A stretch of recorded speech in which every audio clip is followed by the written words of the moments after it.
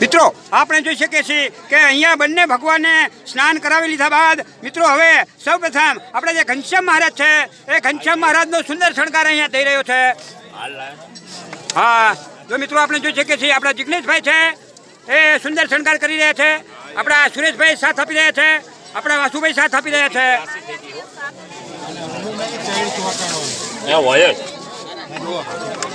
મિત્રો આપણે જોઈ શકીએ છીએ કે હવે આપણા આ બાલ ગોપાળનો સુંદર શણગાર હવે અહીંયા થઈ રહ્યો છે. આપણા જનક મહારાજ છે એ આપણા બાલ ગોપાળનો સુંદર શણગાર કરી રહ્યા છે.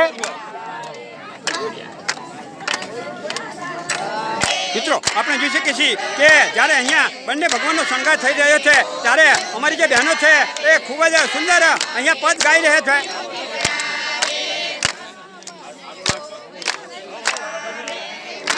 મિત્રો આપણે જોઈ શકીએ છીએ કે હવે ઘનશ્યામ મહારાજને અહીંયા સુંદર પાઘ પહેરાવવામાં આવી રહી છે.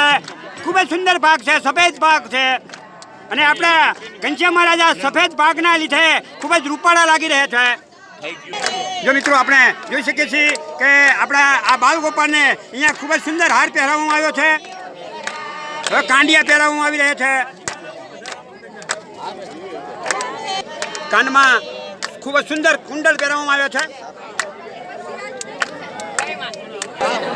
મિત્રો હવે આપણે જોઈ શકીએ છીએ કે આપણા બાલ ગોપાલને હવે આ ચંદનનું ચંદન જે છે એ લગાવી અને એમને તિલક કરવામાં આવી રહ્યું છે.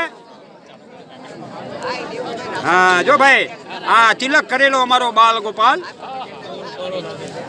હા હા હા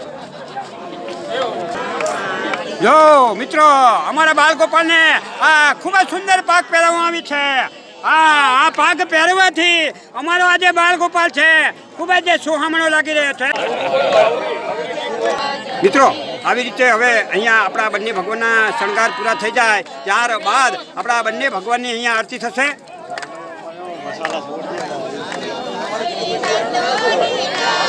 આપણા બાલ ગોપાલો પણ હવે અહીંયા શણગાર થઈ જવા આવ્યો છે.